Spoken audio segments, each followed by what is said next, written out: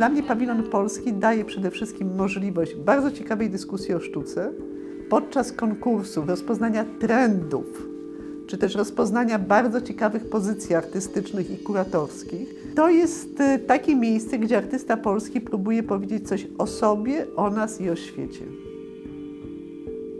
I tak powiedzieć tak, żeby być zrozumianym nie tylko przez nas, ale też przez świat.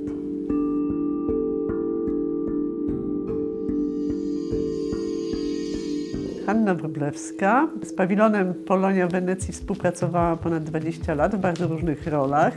W latach 2001-2010 byłam dyrektorką Zachęty Narodowej Galerii Sztuki i z urzędu byłam komisarzem Polskiego Pawilonu w Wenecji.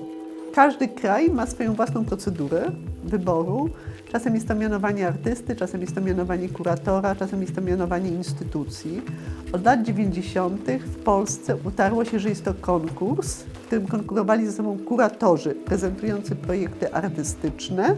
Do jury, którego zaprasza ministerstwo w porozumieniu z Zachętą, więc są przedstawiciele jednego i drugiego. Za każdym razem, kiedy odbywa się dyskusja, jak wyłaniać osobę do pawilonu polskiego, jak wyłaniać tę reprezentację, to odbywają się te same dyskusje, które postawiają bardzo wiele pytań bez odpowiedzi. No bo czy to ma być jakby ukoronowanie artysty i mamy tam pokazywać najlepszego artystę? No nie, bo jest wielu dobrych artystów, a to nie jest miejsce na wystawy monograficzne, to są wystawy na takie mocne sformułowania, na mocne statementy. No więc może to jest miejsce, gdzie należy pokazać najciekawszy projekt kuratorsko-artystyczny. No ale wiadomo, że wtedy też jest niełatwo wybrać, no bo wybierasz projekt, a jaka będzie realizacja, tego nie wiesz. Trzeba zrobić rozmaite korekty, bo nie wszyscy kuratorzy mają świadomość, jakie są ograniczenia w pawilonie. Także na to potrzeba było trochę więcej czasu. Zawsze był problem z finansowaniem, dlatego że dla ministerstwa wówczas, mimo że to biennale przychodziło jak wiosna po zimie, zawsze było zaskoczeniem, że trzeba na to dać pieniądze. Wszyscy usiłują pokazać się z jak najlepszej strony, najbogatsi kolekcjonerzy, najbardziej eleganckie suknie, najlepsi artyści, a bardzo często wystawy tak usiłują dekonstruować mity narodowe czy inne, pokazując właśnie ten kraj czy jakiś problem z zupełnie innej strony. No co mogę powiedzieć? Ja oczywiście najbardziej jestem przywiązana do tego pawilonu, z którym mnie łączy najwięcej, to znaczy do pawilonu, w którym byłam kuratorką, gdzie Katarzyna Kozura prezentowała łaźnię męską, za którą otrzymała wyróżnienie. I to było takie bardzo, tego się nikt nie spodziewał i dla mnie cała praca z Kaśką Kozyrą, prezentacja tej pracy, całość tego była takim doświadczeniem bardzo formującym, więc tak, to bardzo pamiętam.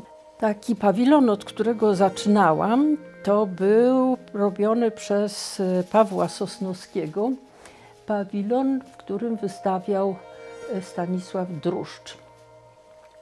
Osoby młodsze i mniej zorientowane może nie wiedzą, że Stanisław Druszcz, obecnie nieżyjący już artysta z Wrocławia, był ciężko poszkodowaną, jak dzisiaj się mówi, osobą z niepełnosprawnością. Druszcz był konceptualistą. Po środku pawilonu stał stół bilardowy właśnie z kostkami do rzucania, a cały pawilon był od góry do dołu wyłożony tymi kosteczkami. Z tym, że ja w gruncie rzeczy najbardziej z tego pamiętam trudność zasadniczą goszczenia artysty w Wenecji, gdzie przechodzi się przez mostki, gdzie bywają taksówki wodne, ale zniesienie kogoś w tej sytuacji do wodnej taksówki jest naprawdę przedsięwzięciem. Także to była trudność jednego rodzaju. Potem przyszły trudniejsze, to znaczy Monika Sosnowska na którymś kolejnym biennale, która przedstawiała taką, jak zwykle u niej, konstrukcję z metalu. Wenecja jest trudnym partnerem. Dowiezienie czegokolwiek do Wenecji wymaga naprawdę dużych umiejętności, co nabyła grupa montażowa Zachęty i była w tym bardzo zręczna, co mi bardzo imponowało.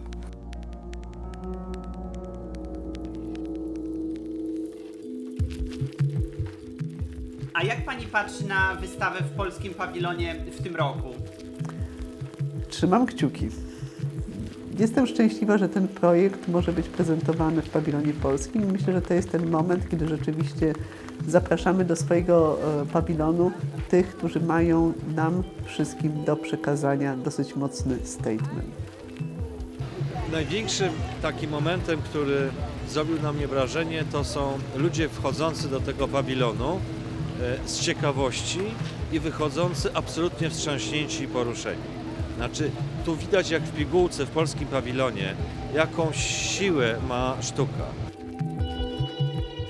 W pawilonie polskim prezentujemy pracę Repeat After Me 2 ukraińskiego kolektywu Open Group, którego członkami są Juri Bilej, Pawlo Kowacz i Anton Warga. Pawilon zaaranżowany jest na militarny bar karaoke przyszłości. To jest interaktywna instalacja, taka bardzo performatywna, na którą składają się 2 wideo, gdzie pokazujemy zbiorowy portret świadków wojny, uchodźców cywilnych, którzy znajdują się w Ukrainie, ale także już poza nią.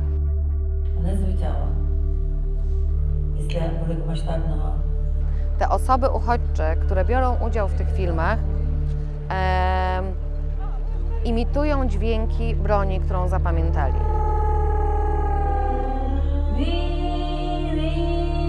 To jest dźwięk kałasznikowa, to jest ostrzał artyleryjski, helikopter, czołg, syrena alarmowa. Повторюйте за мною.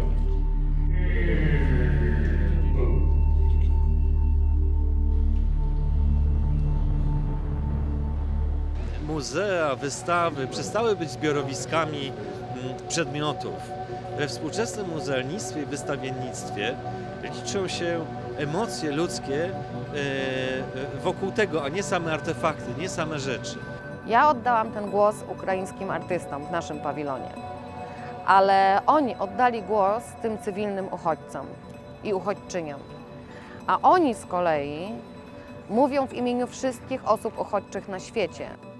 A jak patrzycie na tę trochę oldschoolową formułę pawilonów narodowych na Biennale w Wenecji?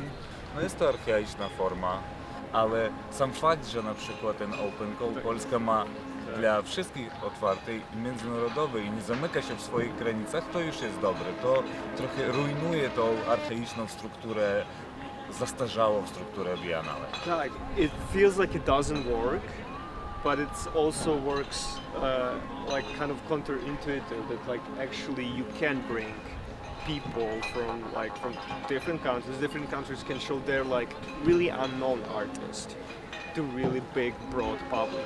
Because otherwise, look at the main program. It's like 100 artists. Only one artist is from Eastern Europe.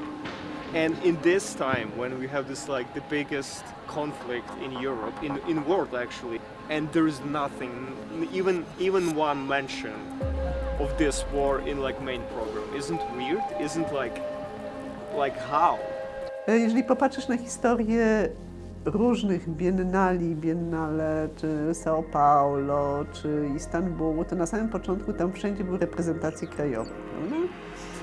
I nagle te reprezentacje, czy Sydney, nagle te reprezentacje krajowe wyparowały w latach chyba 90. i pojawił się ten kurator, jeden wielki kurator, który decyduje o wszystkim.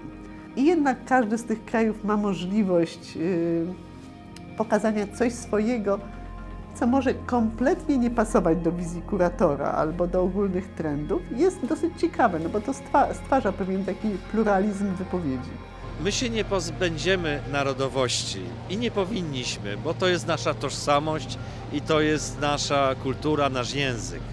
Ale sztuka jest najbardziej uniwersalnym językiem, jaki jest dany ludzkości. Mimo narodowych pawilonów jesteśmy w stanie się porozumiewać w tej przestrzeni bez tłumaczy, bez pośredników i to jest jedna z tych rzeczy, za co kocham sztukę.